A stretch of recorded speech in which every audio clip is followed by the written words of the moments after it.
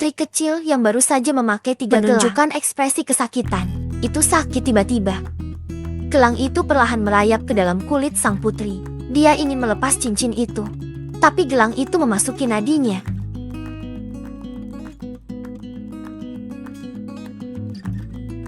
Ambil ini dan potong. Cincin itu telah menjadi satu dengan tubuh, kecuali Yang Mulia memotong tangan sang putri. Kenapa kamu tidak bisa memotongnya? Sang putri pingsan kesakitan. Tapi apa ini pada akhirnya?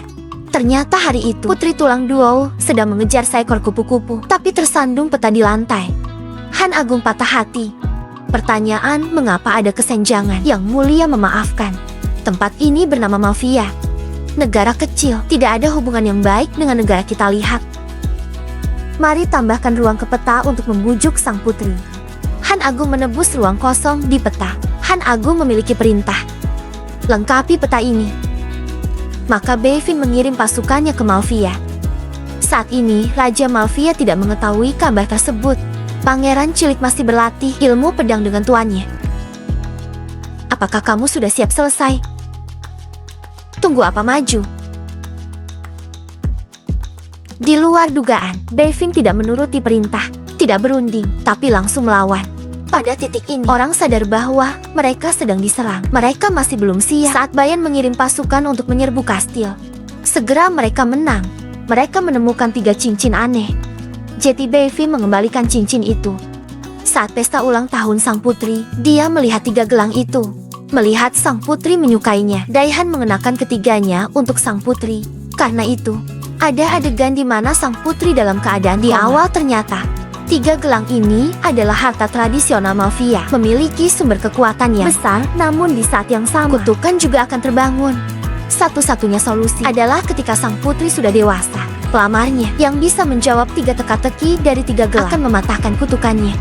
Tetapi jika jawabannya salah, orang tersebut harus mati. Pangeran kecil Mafia tidak mati. Dia dikirim ke Han Agung, tetapi kehilangan ingatannya. Agar identitasnya tidak terungkap, tuannya memberinya nama bernama Mata Biru.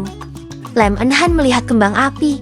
Jelas sangat cantik, tetapi di mata sang putri, semua warna telah hilang. Sang putri menjadi tertutup. Selama 18 tahun tidak keluar. Dia tidak ingin berhubungan dengan siapapun. Beivin mengajarkan seni bela diri kepada sang putri. Tapi cincin itu memiliki kekuatan magis. Kecepatan yang sangat gesit. Bayan terkejut. Ketika Bayan hendak memberinya pelajaran, seseorang berlari ke sampingnya. Apakah manusia penindasan? Wanita tak tahu malu. Orang ini adalah Lem Enhan. Awalnya ingin menyelamatkan sang putri, tapi dia tidak harus mengubah lawan Bayan.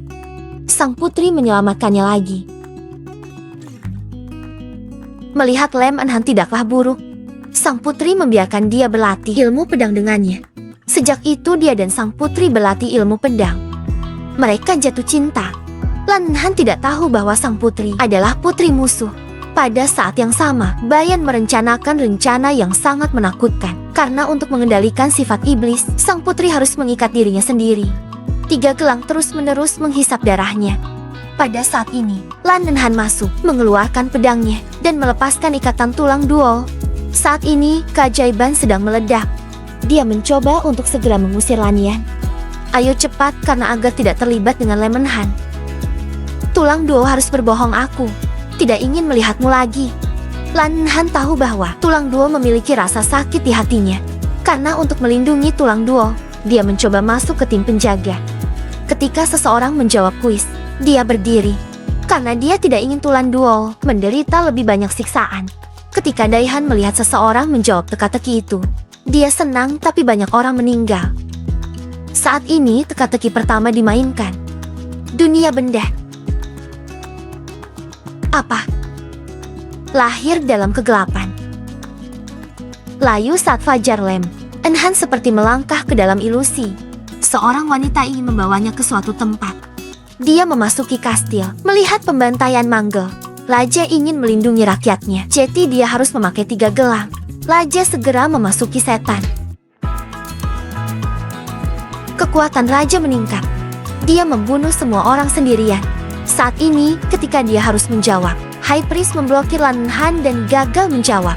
Sesuai kesepakatan, Blue akan mati untuk dikorbankan demi gelang tersebut. Ketika prajurit itu mengangkatnya, sebuah pemandangan muncul di depan matanya. Kamu adalah satu-satunya harapan kami. Saya tahu jawabannya adalah harapan. Adalah harapan. Di saat yang sama, gelang biru di tangan Tulan Duo tiba-tiba hancur. Lan Enhan juga diselamatkan. Tinggal 2 kalimat lagi kan, dia akan mendapatkan sang putri. Namun Beifin mengambil pecahan gelang biru itu dan juga memberikan perintah kepada bawahannya.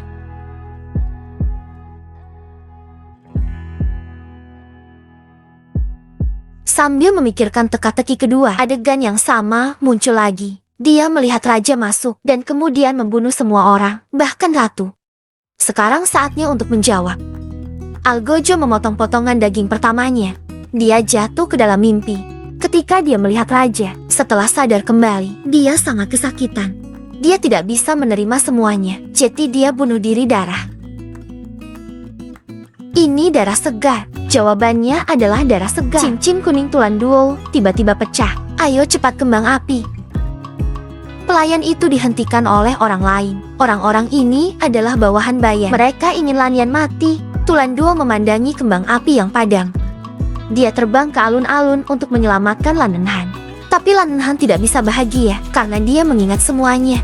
Dia adalah pangeran kecil Malvia. Penyelamatnya adalah tuannya. Setelah mengetahui kebenarannya, Lan Enhan ingin pergi. Karena dia tidak tahu bagaimana menghadapi Tulan Duo. Namun saat dia pergi, dia dikejar oleh bawahan Bayan. Untungnya Tulan Duo menyelamatkannya. Tulan Duo ingin mengetahui jawaban dari teka-teki terakhir. Tapi Lan Enhan hanya ingin pergi karena dia sudah tahu segalanya. Tulan Duo memintanya untuk menjawab teka-teki terakhir. Tetapi Lan Enhan tidak mau menjawab. Tapi jawabannya adalah darah pemilik gelang itu.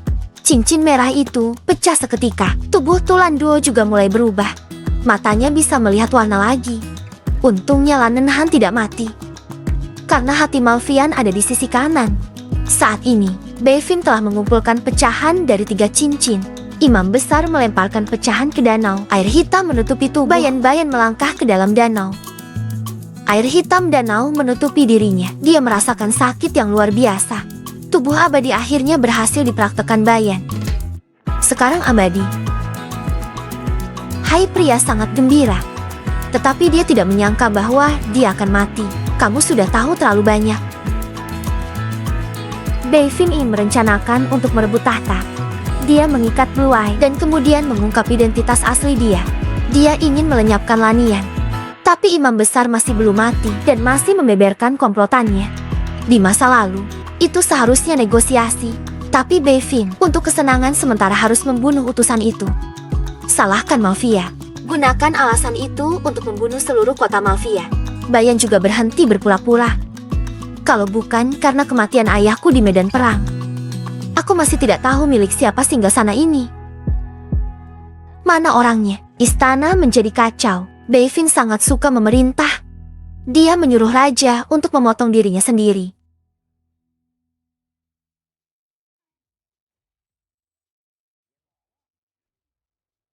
Ayah.